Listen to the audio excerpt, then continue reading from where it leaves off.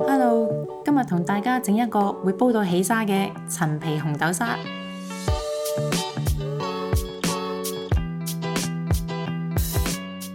紅豆用水浸一晚至發脹，百合同蓮子浸軟。如果有蓮子心，記得需要去心。如果唔係，煲出嚟嘅糖水會變苦㗎。陳皮浸軟之後去囊，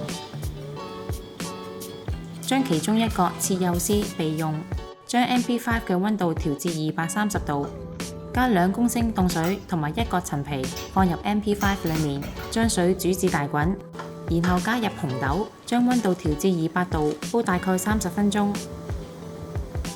見到紅豆開始爆開，就可以將溫度調到去120度，再煮多30分鐘，令紅豆更軟腍。最後加入百合、蓮子、陳皮絲、片糖同冰糖。再煮多20分鐘，咁就可以啦。